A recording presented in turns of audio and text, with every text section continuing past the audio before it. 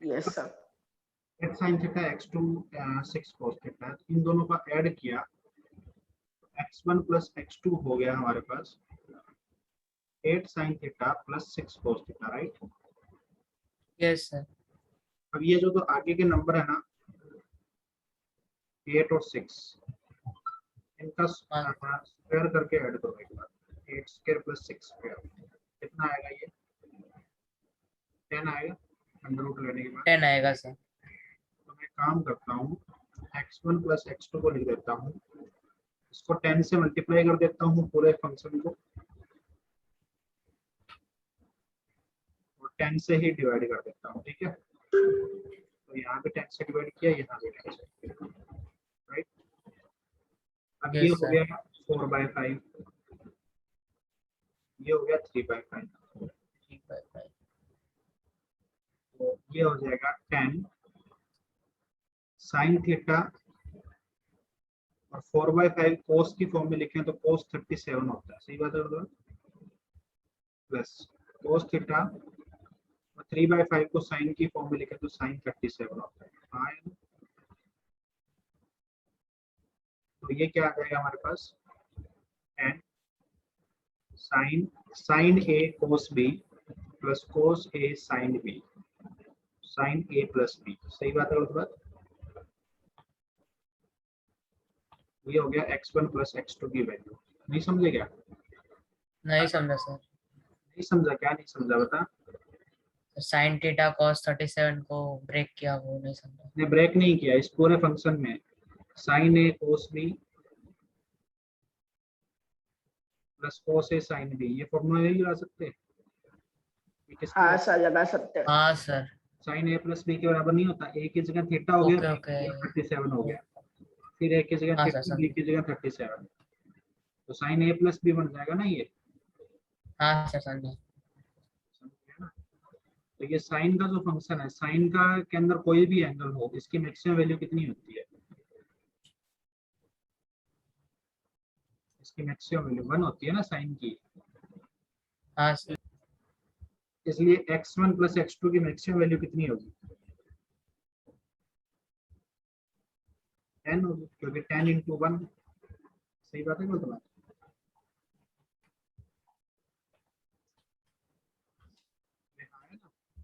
तो आपको इस बात पे ये ध्यान रखना है कि जब भी आपको कोई इस फॉर्म में फंक्शन मिल जाए, a sin theta plus b cos theta,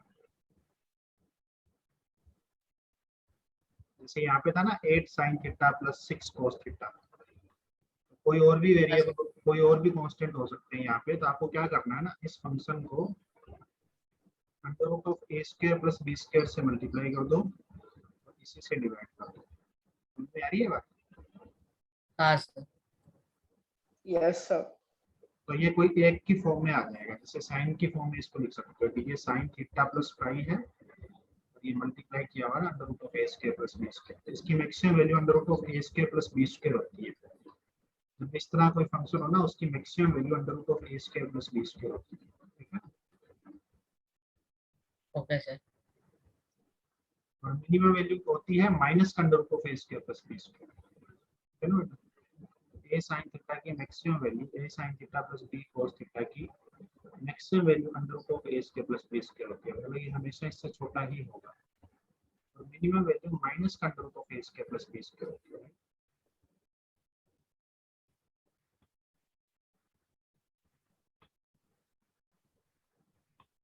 समझे क्या? Yes sir. हाँ सर। अभी इसमें एक और दे रखा है अपने को, डी पार्ट दे रखा है कि x1 प्लस x2 को ये लिख सकते हैं, तो ये तो अपने लिखे दिया, बी पार्ट तो हो ही है, ए पार्ट भी हो गया हमारे पास, है ना।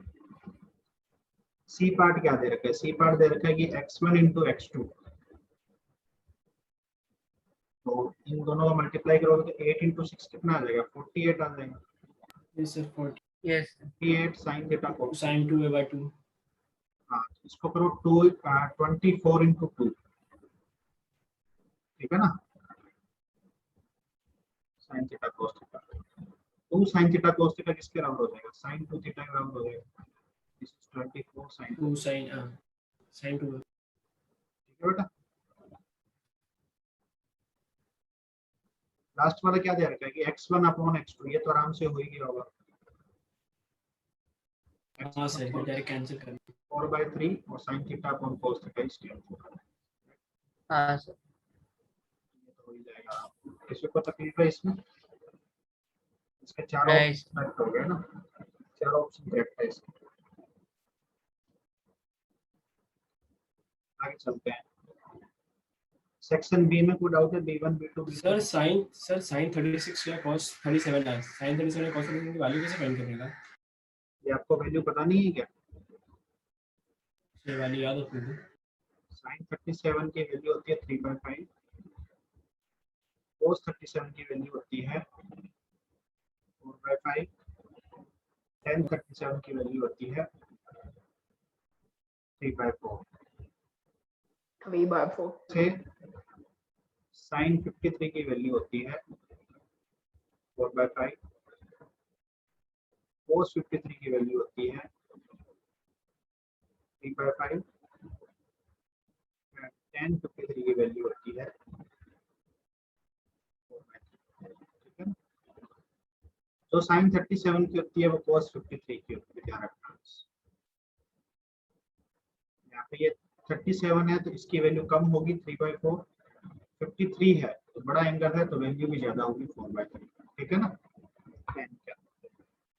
यही सेम केस साइन में होता है। साइन का एंगल छोटा है तो वो वैल्यू भी छोटी होगी, एंगल बड़ा है तो एंगल भी बड़े, वैल्यू भी बड़ी होगी। लेकिन कोस में उल्टा है कि कोस में एंगल छोटा है तो वैल्यू बड़ी है, एंगल बड़ा है तो वैल्यू छोटी है। ठीक है ना, क्योंकि कोस का आपने ग्राफ देखा होगा, कोस का ग्राफ ऐसा होता है और साइन का ग्राफ ऐसा होता है। सही बात है बात? तो शुरू में कोस Yes, का sir. एंगल के साथ वैल्यू घटता है, देखिए जैसे जैसे एंगल बढ़ाते हैं तो इसका वैल्यू कम होता है, और यहाँ पे एंगल बढ़ाने पे साइन का वैल्यू बढ़ता है, राइट। शुरू में तो साइन 37 की वैल्यू Yes, sir. 3/5, 53 की वैल्यू 4/5। तो साइन का वैल्यू, एंगल बढ़ रहा है तो वैल्यू भी बढ़नी चाहिए, तो इस तरीके से इसको याद रख सकते हो। cos 37 एंगल बढ़ रहा है, वैल्यू कम होनी चाहिए, राइट। 4/5 से 3/5, tan 37 3/4 है, tan 53 4/3। ठीक है बेटा, Yes. आगे चलते हैं। सर सेक्शन डी का 4 सेक्शन बी सर में, D का 3। सेक्शन बी में बताइए, बी में कोई डाउट है? B1 B2 B3 B4।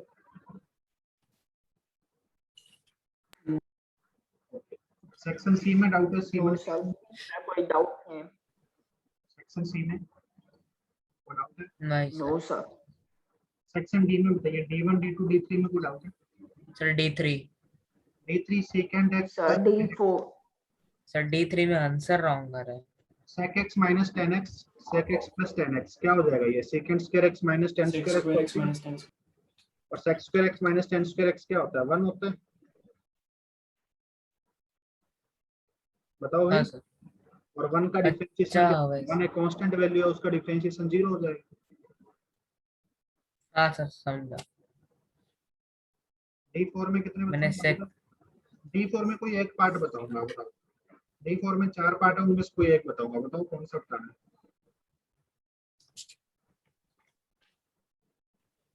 कोई एक बताऊंगा, फिर बाकी 3 पार्ट आप खुद कराओगे।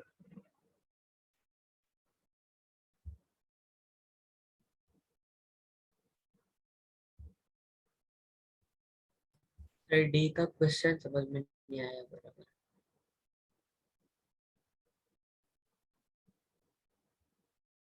ठीक है, क्वेश्चन ये कह रहा है कि दो फंक्शन है u और v, ठीक है ना। u एक कोई फंक्शन है, u ऑफ x होगा जैसे, और एक फंक्शन है v ऑफ x। तो ये कह रहा है कि इसका डिफरेंशिएशन करने पे u डैश x हो जाता है, इसका डिफरेंशिएशन करने पे v डैश x हो जाता है, राइट। आए ना? ये कोई ना कोई फंक्शन होगा, इसकी कोई ना इक्वेशन होगी, इसी तरह की इसकी भी कोई इक्वेशन होगी, इसकी भी कोई इक्वेशन होगी, इसकी भी कोई इक्वेशन। समझ में आ रही है बात?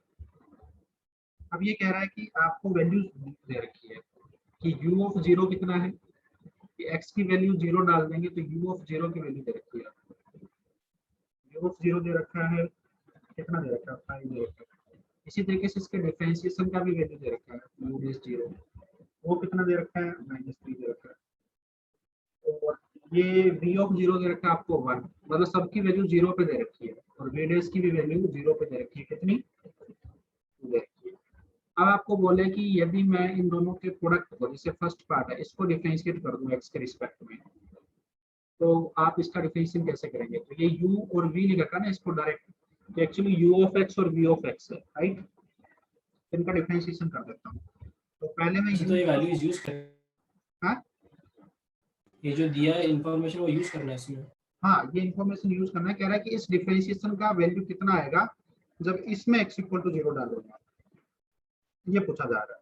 तो पहले एक काम इसको डिफरेंशिएशन कर देते हैं u इंटू वी का। तो u इंटू वी का डिफरेंशिएशन करेंगे तो u का डिफरेंशिएशन u डैश x और v एज इट इज, सही बात है vx plus u as it is और v का डिफरेंशिएशन v डैश x आया ना। तो ये इसका रिजल्ट आ गया, ये इसका डिफरेंशिएशन हो गया, ux इंटू vx का डिफरेंशिएशन आ गया। और ये कह रहा है कि इसकी वैल्यू बताइए जब x की वैल्यू 0 हो, मतलब सबके अंदर x की वैल्यू 0 पुट कर दीजिए। तो ये आ गया u dash 0 into v of 0 plus u of 0 into v dash 0। तो u डैश, इन सबकी वैल्यू अपने को गिवन है। u डैश 0 कितना दे रखा है -3, v ऑफ 0 कितना दे रखा है 1, u 0 कितना दे रखा है 5, v डैश 0 कितना दे रखा है 2। ये कितना आ जाएगा 7 आ जाएगा, समझे? सर v of 0 -1 है। क्या है u ऑफ 0 -1 है क्या? Sir v of 0 u of 0 -1 दे रखा है ना, हाँ ये -1 है, तो यहाँ पे -1 आएगा, तो ये +3 हो जाएगा और वो 10 हो जाएगा, तो 13 आ जाएगा इसका आंसर। समझे क्या? Yes sir. सही बच्चों, समझ में आया ये क्वेश्चन? हाँ सर। और किसी को आगे वाले पार्ट्स कर लोगे भी आप? नॉर्मल डिफरेंशिएशन करना है, फिर वैल्यूज पुट करनी है, ठीक है? ये मानिए कि ये हाँ। u एंड v डायरेक्ट नहीं है, ये u ऑफ x और v ऑफ x दो फंक्शन हो गए, ठीक है? इसने लिखा है ना शुरू में, suppose u and v are the function of x, तो u ऑफ x और v ऑफ x। समझ में आ रही है बात? हाँ सर। आगे चलते हैं। और कोई डाउट है section A B C D में? No sir. चलिए क्लियर कर देता हूँ मैं इसको। अब बताइए कहाँ तक पढ़ाया था?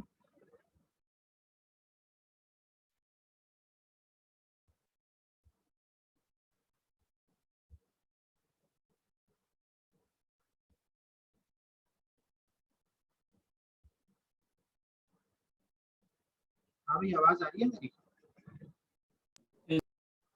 हाँ बताइए अभी कहाँ तक पढ़ाया था?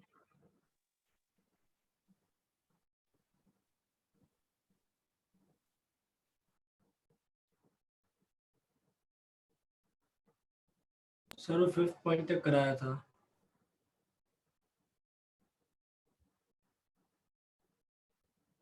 If vector is multiplies by a negative scalar, say k or minus k, then its magnitude becomes minus k times and its direction reverses.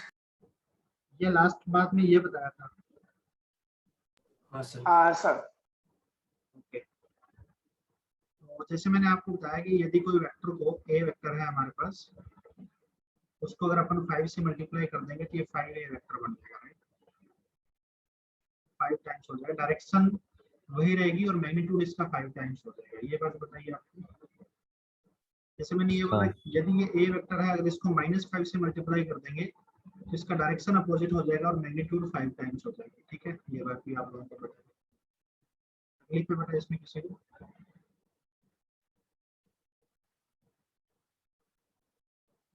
अब आपसे मैं ये पूछ रहा हूँ कि यदि ये ए वेक्टर का मैग्नीट्यूड 1 होता, अगर इसकी लेंथ 1 होती तो इसकी लेंथ कितनी होती? नीचे वाले 5। तो ये जो वेक्टर है ना जिसकी लेंथ 1 होती है उसको यूनिट वेक्टर बोलते हैं। क्या बोलते हैं उसको?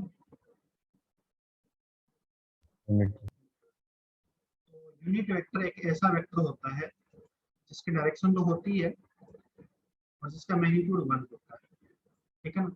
तो यूनिट वेक्टर को ऐसे ए वेक्टर की फॉर्म में नहीं लिखते, उसको क्या लिखते हैं, ए कैप लिखते हैं, ए कैप। समझ में आ रही है बात? तो यहाँ पे पहले यूनिट वेक्टर की डेफिनेशन लिख लीजिए।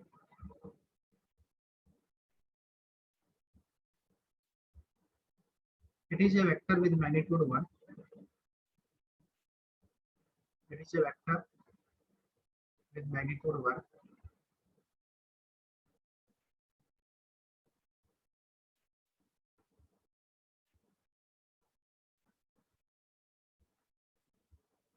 And points in a particular direction.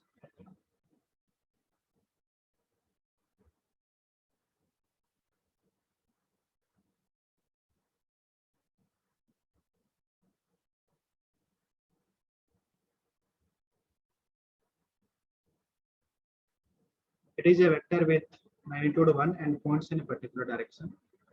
This is a unit vector. तो यूनिट वेक्टर को अपन ए कैप से शो करते हैं, ए कैप, ठीक है ना। यूनिट ऐसे अपन ने कोई अल्फाबेट के ऊपर अगर अपन ने कैप लगा दी ना, तो इसका मतलब ये है कि वो अल्फाबेट एक यूनिट वेक्टर को रिप्रेजेंट कर रहा है। समझ में आ रही है बात? एक यूनिट वेक्टर को रिप्रेजेंट कर रहा है। तो यूनिट वेक्टर एक्चुअली बेसिकली एक वेक्टर है जिसका मैग्नीट्यूड 1 होता है और वो कोई ना कोई डायरेक्शन में पॉइंट करता है। समझ में आ रही है बात? तो अगर अपने को 5 मैग्नीट्यूड का कोई वेक्टर बनाना है, 5 मैग्नीट्यूड का, तो मैं बोलूंगा कि एक ऐसा वेक्टर बनाइए, ए वेक्टर, जिसका मैग्नीट्यूड 5 हो और डायरेक्शन वही हो जो इस ए कैप की है, ठीक है ना।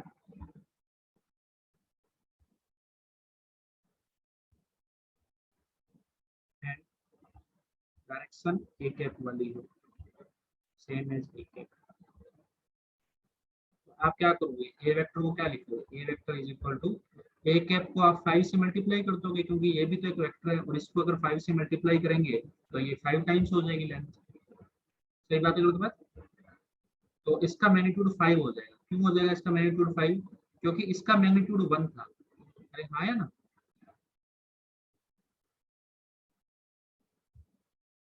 इससे बच्चों को तकलीफ है?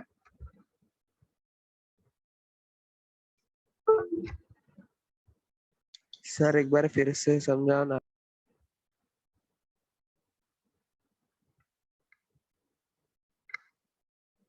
मैं ये कह रहा हूँ कि हमें पता है कि ये एक वेक्टर है और इसका मैग्नीट्यूड 1 है। समझ में आ रही है बात? तो अगर इसको 5 से मल्टीप्लाई करूंगा तो जो एक वेक्टर आएगा जिसकी लेंथ कितनी होगी, क्योंकि इसकी लेंथ 1 है, तो इस नीचे वाले वेक्टर की लेंथ कितनी होगी, जो पिंक कलर का वेक्टर है उसकी लेंथ कितनी होगी बताइए। अगर उसको 5 से, उस ऊपर वाले को 5 से मल्टीप्लाई करने पे नीचे वाला वेक्टर बना,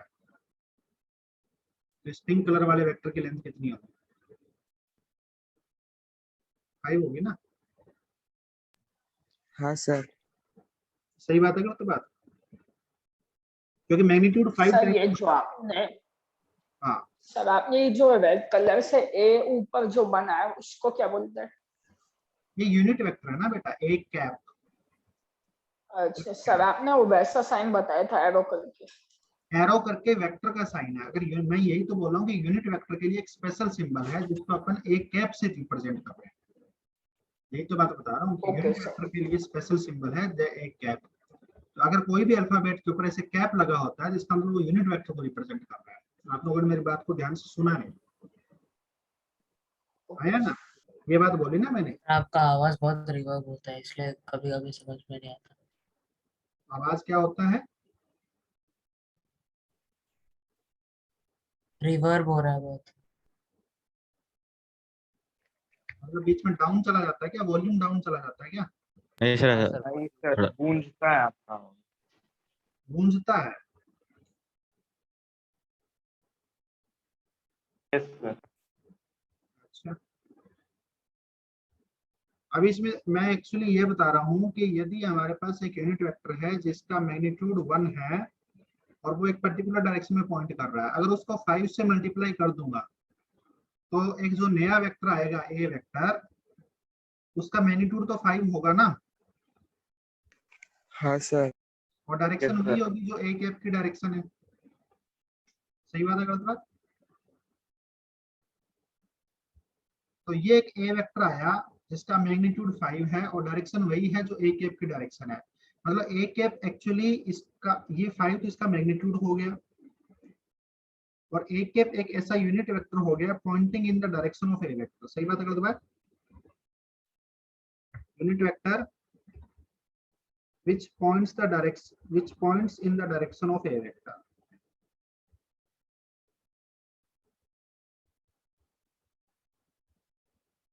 आप लोग मेरी बात समझे क्या कह रहा हूं मैं?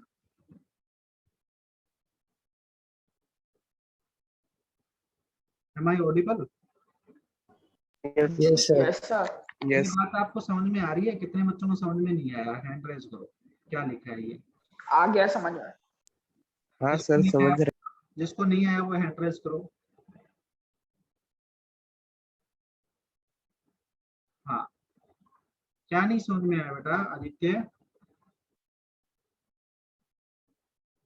सर आप बोल रहे हो ना वही मुझे समझ में नहीं आया। अच्छा, देखो मैं दोबारा समझाता हूँ। सर जो ए के ऊपर है उसे वो ए कैप बोलते हैं, पर उसका मतलब क्या है, क्या वो ए कैप मतलब? अच्छा, मतलब वो से वेक्टर का यूनिट है भाई। मैंने आपको जो ओके। लास्ट क्लास में ये बताया था कि एक वेक्टर होता है ए वेक्टर, अगर उसको कोई स्केलर से मल्टीप्लाई कर दोगे, जैसे 5 से मल्टीप्लाई कर दोगे, तो अगर इसकी लेंथ l है तो अगर इसको 5 से मल्टीप्लाई कर दोगे तो एक नया वेक्टर आ जाएगा बी वेक्टर और उसकी लेंथ कितनी हो जाएगी? 5l हो जाएगी। सही बात है गलत बात? हाँ सर। ये बात बताई थी ना कि यस सर। मैग्नीट्यूड इतने टाइम्स हो जाता है। अगर वेक्टर को 5 से मल्टीप्लाई कर दिया तो मैग्नीट्यूड 5 टाइम्स हो जाता है और डायरेक्शन वही रहती है जो पहले थी। ये बात बताई थी। मैंने आपको ये बोला कि यदि इस वेक्टर का मैग्नीट्यूड 1 होता, मतलब इसकी लेंथ 1 होती, ठीक है ना, ए वेक्टर की, और हाँ सर। अगर मैं इसको 5 से मल्टीप्लाई करता तो जो नया वेक्टर आता उसकी लेंथ कितनी होती? 5। 5 उसकी लेंथ 5 होती और डायरेक्शन वही होती जो पहले थी। अब यहाँ पे मैं ये बात बोल रहा हूँ कि जिस वेक्टर का मैग्नीट्यूड 1 होता है, जिसकी लेंथ 1 होती है, उस वेक्टर को यूनिट वेक्टर बोलते हैं। समझ में आ गई बात? हाँ सर। उस वेक्टर को हम यूनिट वेक्टर बोलते हैं जिसका मैग्नीट्यूड 1 होता है। और इस यूनिट वेक्टर को हम ए वेक्टर नहीं लिखते, इसको स्पेशल सिंबल देते हैं ए कैप। आप समझे? ए कैप का मतलब है कि ये एक यूनिट वेक्टर है, इसका मैग्नीट्यूड 1 है। समझ में आ रही है बात?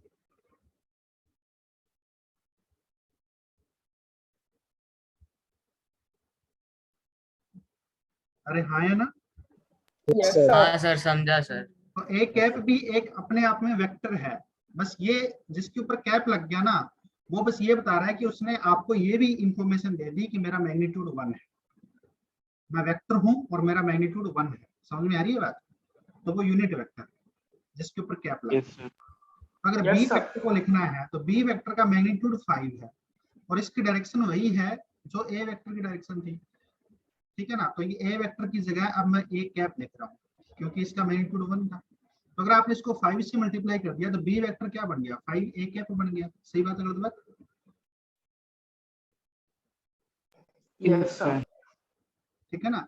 तो अगर अपन किसी भी यूनिट वेक्टर को यदि अपन कोई नंबर से मल्टीप्लाई कर देते हैं तो एक नया वेक्टर आता है। ठीक है ना? लेट अस सपोज मैं इसको एक नंबर ए से मल्टीप्लाई कर रहा हूँ, ये एक नंबर है, ठीक है ना? इसको अपन ए से मल्टीप्लाई कर रहा हूँ तो एक नया वेक्टर आता है ए वेक्टर और इस ए वेक्टर का मैग्नीट्यूड वही होता है जिस नंबर से आपने मल्टीप्लाई किया, ये इसका मैग्नीट्यूड होता है। समझ में आ रही है बात? Yes, sir. और उसकी डायरेक्शन वही होती है जो यूनिट वेक्टर की डायरेक्शन थी। तो ए कैप क्या है? A cap is the unit vector which points in the direction of a vector। समझ में आ रही है बात?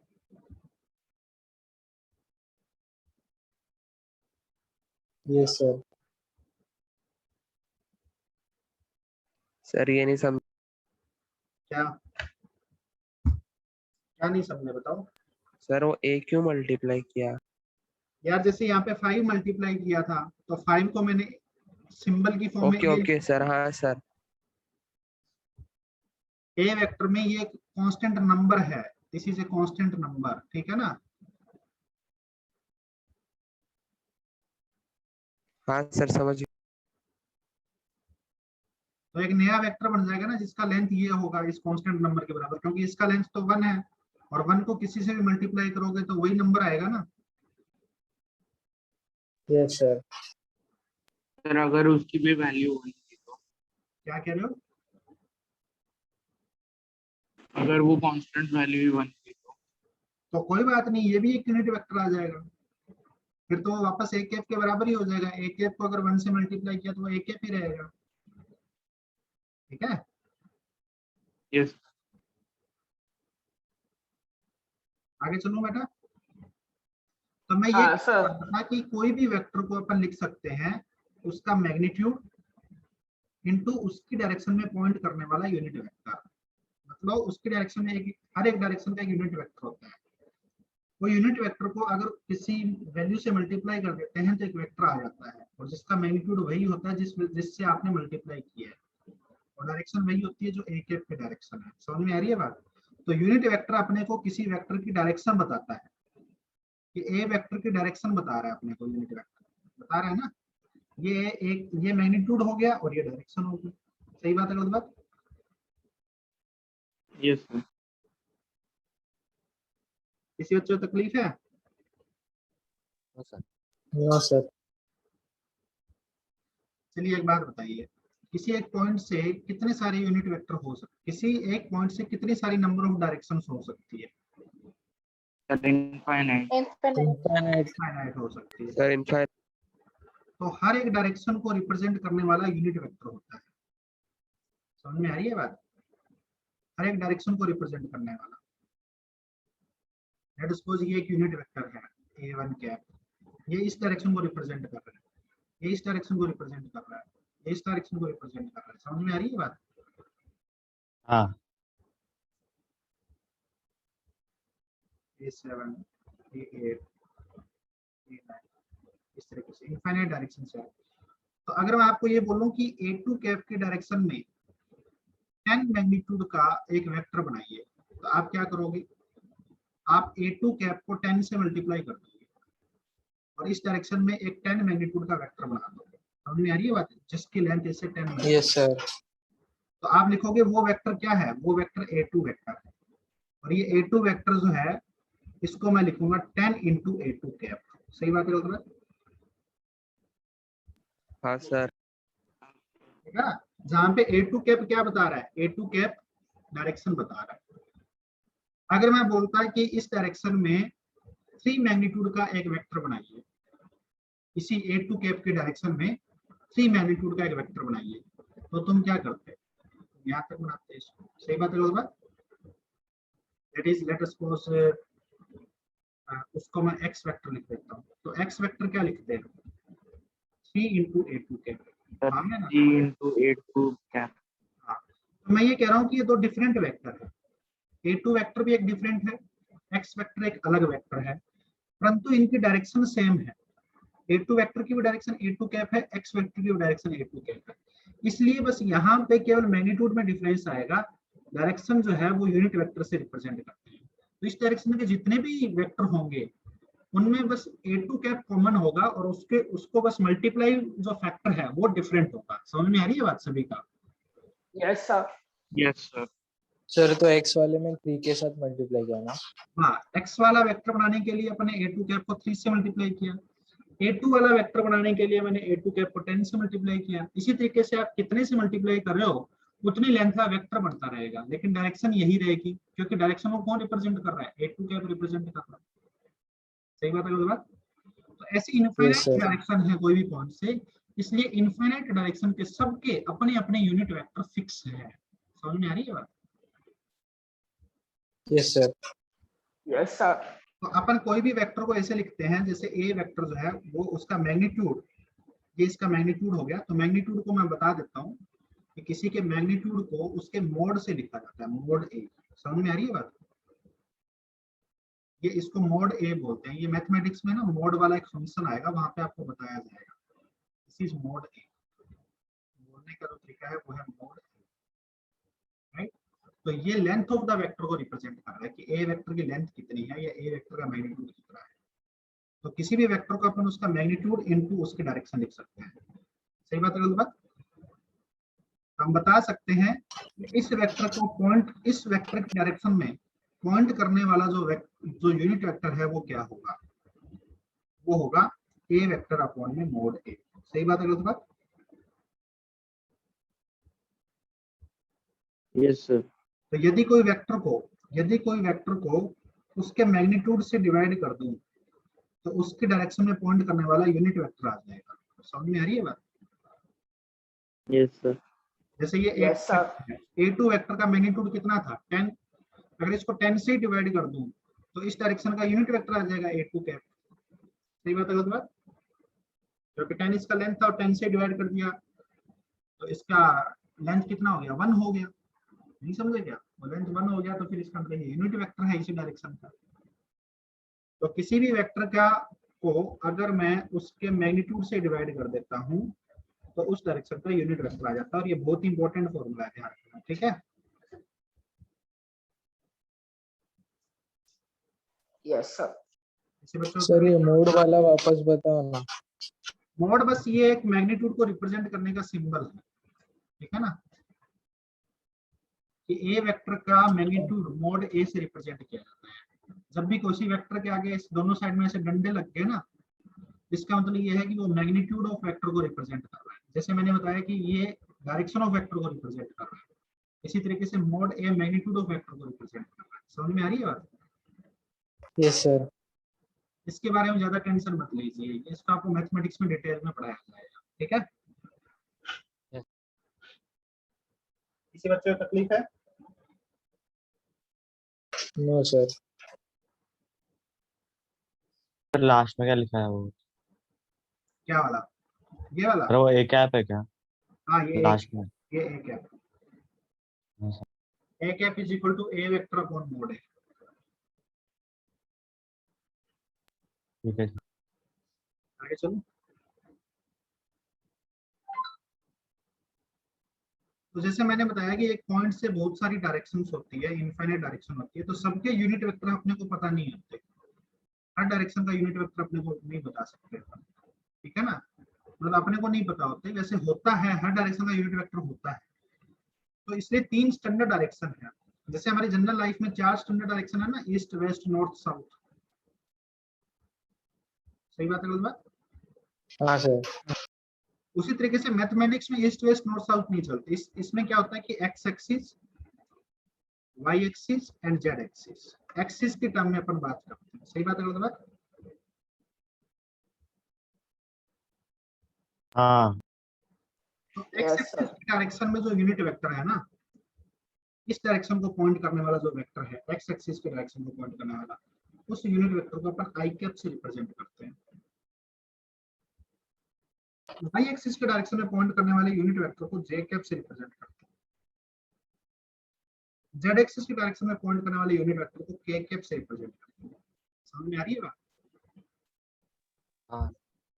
Yes sir. तो अभी मैंने आपको ये बताया था कि यूनिट वेक्टर भी एक वेक्टर है। तो अगर ये ए कैप डायरेक्शन है तो इसके अपोजिट वाला यूनिट वेक्टर कितना होगा? -1। इसी तरीके से अगर ये पॉजिटिव एक्स एक्सिस वाली जो यूनिट वेक्टर है वो आई कैप है तो नेगेटिव एक्स एक्सिस वाला यूनिट वेक्टर कितना होगा? -i। इस डायरेक्शन माइनस आई कैप। माइनस आई। इसी तरीके से इस डायरेक्शन को पॉइंट करने वाला माइनस जे कैप होगा -1। और इस डायरेक्शन को पॉइंट करने वाला माइनस के कैप होगा, राइट?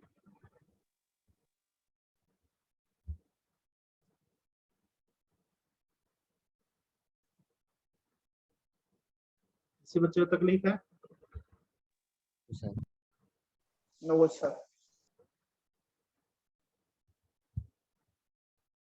तो यहाँ से अपन ये कह सकते हैं कि आई कैप, जे कैप और के कैप ये यूनिट वेक्टर है, तो इनका मैग्नीट्यूड कितना होगा? 1 होगा। सही बात है। जे कैप का भी मैग्नीट्यूड कितना होगा 1 होगा, के कैप का भी मैग्नीट्यूड कितना होगा 1 होगा, क्योंकि ये वेक्टर्स हैं और इन वेक्टर्स ये यूनिट वेक्टर हैं, यूनिट वेक्टर है तो इनका मैग्नीट्यूड कितना होना चाहिए 1 होना चाहिए। किसी बच्चे को तकलीफ है? नहीं। तो यदि कोई वेक्टर है जो एक्स एक्सिस की तरफ पॉइंट कर रहा है और उसका लेंथ 5 है, उस वेक्टर को कैसे रिप्रेजेंट करोगे 5 i कैप। सही बात है गलत बात? कोई वेक्टर है जो y एक्सिस की तरफ पॉइंट कर रहा है और उसका मैग्नीट्यूड 10 है, तो b वेक्टर को कैसे रिप्रेजेंट करोगे 10 j कैप। समझ में आ रही है बात? कि मैग्नीट्यूड 10 है और डायरेक्शन j कैप। तकलीफ है बेटा किसी को? सर क्या कहा आपने? भी यदि कोई वेक्टर है, इसका मतलब ये क्या है, यदि कोई वेक्टर है जो x एक्सिस की तरफ पॉइंट कर रहा है और उसका मैग्नीट्यूड 5 है, उस वेक्टर को कैसे रिप्रेजेंट करोगे? a vector is equal to 5i cap. Sir 5i। ठीक है। कोई वेक्टर है जिसका मैग्नीट्यूड 10 है और वो y एक्सिस की तरफ पॉइंट कर रहा है, तो उसको कैसे रिप्रेजेंट करोगे? b vector is equal to 10j cap. समझ में आ रही है बात? Yes sir. Sir y axis के पैरेलल।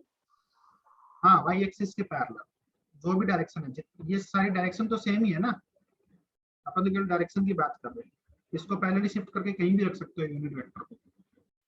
ये सारी j कैप डायरेक्शन है। समझ में आ रही है बात? डायरेक्शन तो वैसे सारी क्या है, डायरेक्शन तो एक ही है, along the y axis. East direction different जगह पे डिफरेंट होती है क्या? डायरेक्शन तो ईस्ट ही रहती है ना।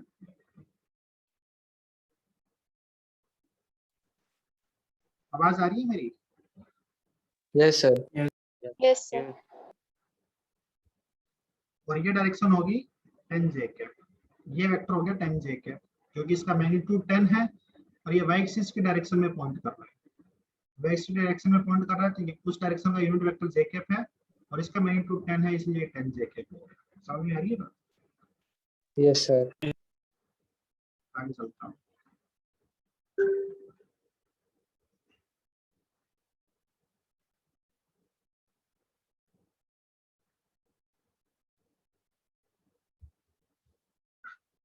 आगे चलते हैं अभी अपन। जैसे अभी मैंने आपको ये बताया कि एक्स एक्सिस के डायरेक्शन में पॉइंट करने वाला जो वेक्टर होता है उसको अपन आई कैप से रिप्रेजेंट करते हैं, और वाई एक्सिस के डायरेक्शन में पॉइंट करने वाला जो वेक्टर होता है उसको अपन जे कैप से रिप्रेजेंट करते हैं, राइट? Yes sir. इसी तरीके से के कैप से। हाँ, सर। वेक्टर जो है वो इस डायरेक्शन में पॉइंट कर रहा है एक्स एक्सिस और वाई एक्सिस के बीच में, ठीक है? उसको कैसे रिप्रेजेंट करेंगे? लेट अस सपोज इसकी लेंथ r है, इसका मैग्नीट्यूड जो है वो r है, इसको कैसे रिप्रेजेंट करेंगे? तो यहाँ या तो इधर इस डायरेक्शन का अपने को यूनिट वेक्टर पता हो, लेट अस सपोज इस डायरेक्शन का यूनिट वेक्टर अपने को दे रखे हैं, इस डायरेक्शन का यूनिट वेक्टर है ना वो r कैप है, तो अपन ये लिख देंगे कि r vector is equal to इसका magnitude r into r cap. सही बात है? तो यस सर। अपने को जनरली हाँ, बस सर। कैप जे कैप के कैप ही पता होते हैं कि इन्हीं के डायरेक्शन का अपने को स्टैंडर्ड पता होता है, अपने को हर डायरेक्शन हाँ, में सर। यूनिट वेक्टर थोड़ी देगा। इसलिए हमें क्या करना होता है ना कि इस वेक्टर को आई कैप जे कैप के टर्म में ही लिखना होता है। समझ में आती है बात? इस वेक्टर को अपने को आई कैप जे कैप में लिखना होता है, क्योंकि आर वेक्टर आर कैप अपने को जनरली पता नहीं होता, अपने को तो ये तीन स्टैंडर्ड डायरेक्शन पता होती है, आई कैप जे कैप के कैप, या फिर इनकी अपोजिट पता होती है कि माइनस आई कैप माइनस जे कैप माइनस के कैप। अरे हाँ है ना? Yes sir. तो उस केस में क्या है कि हम क्या करते हैं, इस वेक्टर इस आर कैप को लिखते हैं कि इसमें कुछ हिस्सा, इस आर वेक्टर का कुछ हिस्सा एक्स एक्सिस की तरफ है, कुछ हिस्सा वाई एक्सिस की तरफ है। ये दो चीजों से मिलके बना है कि ये वाला वेक्टर और एक ये वाला वेक्टर। समझ में आ रही है बात? हाँ सर। इसका ये वाला जो पोर्शन है ये एक्स एक्सिस की तरफ लाई कर रहा है और ये वाला पोर्शन इसका वाई एक्सिस की तरफ लाई कर रहा है। तो इन दो वेक्टर के एडिशन से ये आर वेक्टर आया है। अरे हाँ या ना, ग्रीन वाला आर वेक्टर आया है। Yes sir. तो ये जो दोनों वेक्टर हैं इसमें से एक वेक्टर अपने एक्स एक्सिस की तरफ ले लिया और एक वेक्टर अपने वाई एक्सिस की तरफ ले लिया, तो नेट वेक्टर हमारे पास आर वेक्टर आ गया। इसलिए इस आर वेक्टर को अपन इन दो वेक्टर का सम लिखेंगे, ए वेक्टर प्लस बी वेक्टर। समझ में आ रही है बात? इसलिए इसको डिटेल में पढ़ाऊंगा मैं कि इसको something I cap plus something J cap, ये दो वेक्टर का सम होगा। कुछ ना कुछ इसका आई कैप में हिस्सा होगा, कुछ ना कुछ इसका जे कैप में हिस्सा होगा, दो वेक्टर का सम होगा। तो इसलिए इससे पहले मेरे को एडिशन बढ़ाना पड़ेगा कि वेक्टर का एडिशन करते कैसे हैं, तभी तो आप इस आर वेक्टर को इन दो वेक्टर का सम लिखोगे ए प्लस बी। समझ में आ रही है बात? हाँ सर। तो मैं यहाँ पे सॉल्व कर रहा हूँ कि एडिशन ऑफ टू वेक्टर्स। तो एडिशन ऑफ टू वेक्टर्स एक बार के लिए मैं उतना ही पढ़ाऊंगा जितना हमारे लिए यहाँ पे रिक्वायरमेंट है कि दो वेक्टर को ऐड कैसे करते हैं। समझ में आ रही है बात? उसके बाद एडिशन ऑफ वेक्टर्स को डिटेल में बताऊंगा। ठीक है बेटा? सर एक बार फिर क्या हुआ, क्या बताऊं फिर से? हेलो हेलो सर, मुझे एक बार वो ग्राफ का वो एडिशन वाला बताना। अब मैं ये कह रहा हूँ कि यदि हमारे पास कोई वेक्टर एक्स एक्सिस की तरफ लाई कर रहा है तो हम उसको आराम से लिख देते हैं कि ये 5 आई कैप 5 जे कैप, क्योंकि एक्स एक्सिस का यूनिट वेक्टर अपने को पता है। सही बात है गलत बात? हाँ सर। और अगर वाई एक्सिस की तरफ है तो वाई एक्सिस का भी अपन आराम से लिख देते हैं। लेकिन यदि कोई वेक्टर ना तो एक्स एक्सिस में है ना ही वाई एक्सिस में है, बीच में कहीं है, तो उसमें फिर क्या कौन सा आई कैप जे कैप लगाओ? तो बीच वाले का अपने को या तो यूनिट वेक्टर पता हो उस डायरेक्शन का यूनिट वेक्टर कितना है, तो अपन सीधा लिख देंगे कि इसका लेंथ इनटू इसका यूनिट वेक्टर। सही बात है गलत बात?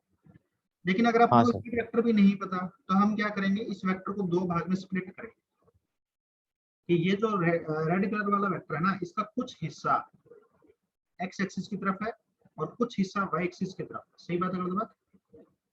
हाँ सर। तो ये इसको दो वेक्टर का सम लिखेंगे कि ये ए वेक्टर और बी वेक्टर का सम है। कौन? ये आर वेक्टर। समझ में आ रही है बात? तो ए वेक्टर क्या होगा?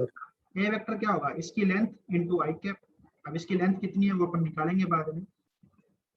बी वेक्टर क्या होगा? इसकी लेंथ इनटू जे कैप। समझ में आ रही है बात? हाँ सर। ये बताया आपको कि इस आर वेक्टर को अपन आई कैप और जे कैप के सम की फॉर्म में लिख देंगे, क्योंकि ये बीच में कहीं लाई कर रहा है। ए वेक्टर पूरा का पूरा आई कैप है, बी वेक्टर पूरा पूरा जे कैप में है, लेकिन आर वेक्टर ना तो पूरा आई कैप में है ना ही पूरा जे कैप में है। इसका कुछ हिस्सा आई कैप में है और कुछ हिस्सा जे कैप में है। समझ में आ रही है बात? हाँ। तो ये ए वेक्टर और बी वेक्टर का एडिशन हो गया। तो इसको पढ़ाने के लिए अपने को पहले एडिशन ऑफ वेक्टर पढ़ना पड़ेगा। समझ में आ रही है बात? Yes sir. How to add two vector. तकलीफ है बेटा किसी को? तो मैं बता रहा हूँ कि यदि ये ए वेक्टर है और ये बी वेक्टर है, इनको अगर अपने को ऐड करना है तो कैसे करेंगे? इन दोनों की टेल देखिए, ये वाली टेल्स पॉइंट और हेड कौन से हैं? ये वाला पॉइंट है। तो अगर अपन कोई दो रस्सी को जोड़ते हैं तो कैसे जोड़ते हैं? ये कोई रस्सी ए है, ये कोई रस्सी बी है। तो रस्सी का जो आगे वाला सिरा है, ए के आगे वाले सिरा को बी के पीछे वाले सिरे से ऐड कर देते हैं। सही बात है गलत बात? हाँ सर। ये पूरी रस्सी जुड़ जाती है। तो हम इसमें ऐसा ही करेंगे कि ए जहाँ पे खत्म हो रहा है, ए कहाँ पे खत्म हो रहा है? अपने हेड पे, वहां पे बी के टेल को मिला दो। तो बी को पैरेलली शिफ्ट कर सकते हैं आप। सही बात है गलत बात? बी को पैरेलली शिफ्ट करके ऐसे रखो कि ए के हेड पे बी का टेल मिल जाए। समझ में आ रही है बात? Yes sir. हाँ सर। फिर जो बच गए हेड और टेल, ठीक है, तो ए का टेल बच गया और बी का हेड बच गया, तो यहां से ज्वाइन कर दो इसको। समझ में आ रही है बात? तो ये बन गया हमारे पास ए वेक्टर प्लस बी वेक्टर। ये भी एक वेक्टर आया ना, ए वेक्टर ये वाला है, बी वेक्टर ये वाला है, इनका रिजल्ट हो गया c vector. C vector is actually the sum of a vector plus b vector. तकलीफ है बेटा? No sir. तो एडिशन ऑफ वेक्टर के लिए क्या करना है अपने को? किसी एक वेक्टर को डिस्प्लेस करना है parallel to itself so that tail of it lies at the head of other. समझ में आ रही है बात? Yes sir. ठीक है बेटा किसी बच्चे को? तो एडिशन ऑफ वेक्टर में लिख लीजिए, ये लिख लिया आपने जो इस पे लिखा हुआ है स्क्रीन पे? हाँ सर। तो एडिशन ऑफ वेक्टर में लिख लीजिए To add two vectors, A vector and B vector, sir क्या sir? to add two vectors, A vector and B vector,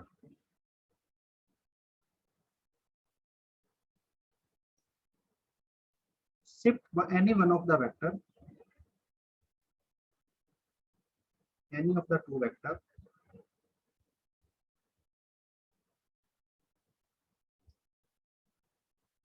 parallel to itself,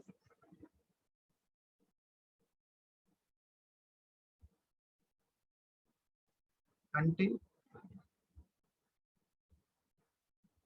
tail of B vector is at head of A vector. Until tail of B vector is at head of A vector, the sum A vector plus B vector sir एक second. दिख रहा हूँ ना screen पे साथ साथ. हाँ हाँ.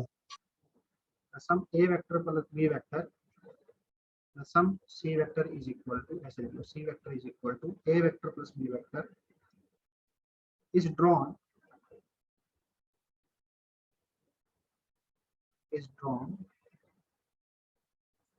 from tail of A vector to head of B vector. ठीक है ना? Yes sir. दो वेक्टर को अगर ऐड करना है तो किसी एक वेक्टर को पैरेलली शिफ्ट करके दूसरे वेक्टर के हेड पे रख दो, तो जो सम होगा वो पहले वाले की टेल से दूसरे वाले के हेड तक होगा. ठीक है बेटा? इसके आगे नेक्स्ट क्लास कंटिन्यू करते हैं और फिर इस एडिशन ऑफ वेक्टर को पहले बताएंगे, फिर उसके बाद में उस आर वेक्टर को लिखना सिखाएंगे कि उसको कितना आई कैप प्लस कितना जे कैप लिखना है, इन ब्रैकेट में क्या फिल करना है. सर तो होमवर्क सब वो बच्चा पार्ट. हाँ? सब होमवर्क में आपने ABCD दिया था तो बच्चा हुआ पार्ट है ना हाँ, होमवर्क. डिफरेंशिएशन कंप्लीट कर लीजिएगा उसमें से, सीट में से. पार्ट 1 में ओके सर. एक्सरसाइज 1 पार्ट 1 में डिफरेंशिएशन कंप्लीट कर लीजिएगा. ठीक है? इंटीग्रेशन में भी सेक्शन ए एंड बी कर लीजिएगा.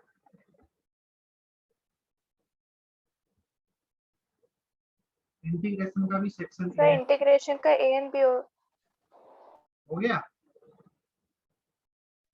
सर वो भी करना है. हाँ वो भी करना है, कर लोगे ना? हाँ वो भी हो जाएगा. Okay sir. Section A and B. ठीक है बेटा? Okay sir. Thank you sir. Thank you, bye. Bye, sir. Thank you Nice sir.